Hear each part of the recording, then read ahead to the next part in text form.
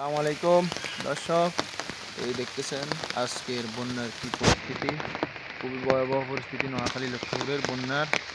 সবাই আমাদের জন্য দোয়া করবেন এবং এই বন্যা থেকে যেন আমরা বাঁচতে পারি সেই দোয়া আমাদের জন্য করবেন। এই যে দেখেন হাঁটু পরিমাণের উপরে পানি, যেভাবে পারেন সবাইকে সহযোগিতা করেন। আর একটু সবাইকে অনুরোধ করলাম যে আপনারা আশ্রয়কেন্দ্রে চলে যান, যাদের ঘরে পানি ঢুকেছে তারা সবাই আশ্রয়কেন্দ্রে চলে যান, কারণ বন্যার পরিস্থিতি ধীরে ধীরে আরও অবনতি হচ্ছে। কালকে থেকে এখন পানি পরিমাণ আরও বাড়তি। এই যে দেখেন খুবই ভয়াবহ পরিস্থিতি। এই পরিস্থিতির মধ্যে আমরা বাস করতেছি।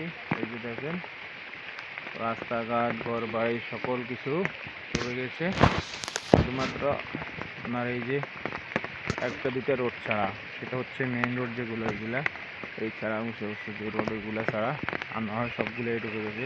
সবগুলোতে হাঁটু পরিমাণ রান পরিমাণ পানি হচ্ছে। খুবই ভয়াবহ পরিস্থিতি। এখন আশ্রয়কেন্দ্রগুলো খুলে দেওয়া হয়েছে।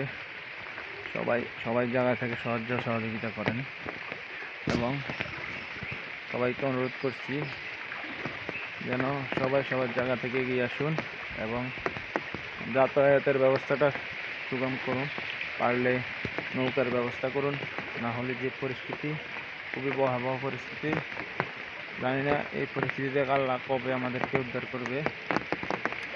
তাই আমরা এই যে দেখেন পানি আর পানি, তাকালে পানি, শুধু পানি। এই যে পিছনে একটা বাড়ি আছে, দেখেন সবগুলো ছুপে গেছে, কালভার্ট ছুপে গেছে। নিচের দিকে যদি দেখেন এই যে পানি, এই যে